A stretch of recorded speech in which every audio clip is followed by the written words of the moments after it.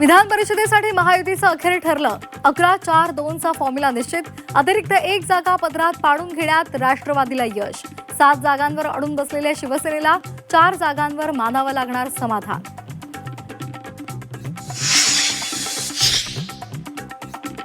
पक्षनिधीवरून राष्ट्रवादीमध्ये नाराजी नाट्य. पक्षनिधीसाठी पार्थ पवारांकडून मंत्र्यांना सूचना. पार्थ पवारांच्या भूमिकेवर पक्षातील ज्येष्ठ नेते नाराज. सूत्रांची माहिती.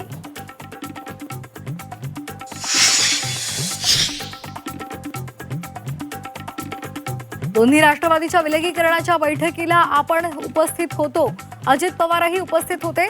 प्राजक्त तनपुरे यांचा दावा.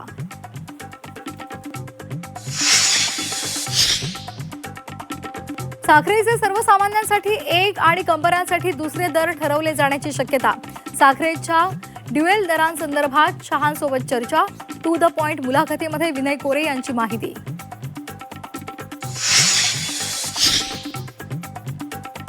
इथेनॉलचा कोटा वाढवण्यासंदर्भात केंद्र सरकार सकारात्मक. 2 महिन्यामध्ये इथेनॉल संदर्भात मोठे निर्णय होण्याची शक्यता. टू द पॉइंट मुलाखतीमध्ये विनय कोरे यांची माहिती. मनोज जरांगे पाटलांचं उपोषण अखेर मागे. मंत्री विखे पाटील आणि प्रसाद लाड यांच्या शिष्टाईला यश.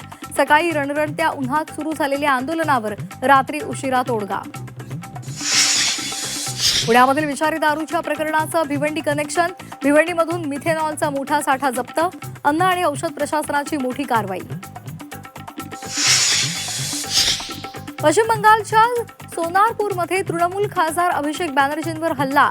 पुतण्यावरील हल्ल्यानं ममता दिदी संतापल्या. सत्ताधारी खुनी बनल्याचा आरोप. राज्याला तीव्र उष्णता आणि उकाड्यापासून दिलासा. मान्सूनपूर्व पावसाच्या वातावरणामुळे तापमानात 2 ते 3 अंश सेल्सिअसनं घट. मध्य महाराष्ट्र मराठवाड्यातील बहुतांश जिल्ह्यांना पावसाचा ऑरेंज अलर्ट. मुंबईसह उपनगरांमध्ये पावसाचा शिडकावा. कल्याण डोंबिवलीसह ठाणे शहरातही पावसाच्या हलक्या सरी. उकाड्यानं हैराण नागरिकांना काहीसा दिलासा. पुण्यश्लोक अहिल्यादेवी होळकर यांची आज 301वी जयंती. अहिल्यानगरच्या चौंडी इथं विशेष कार्यक्रमाचं आयोजन. मुख्यमंत्री फडणवीस, सभापती राम शिंदे उपस्थित राहणार.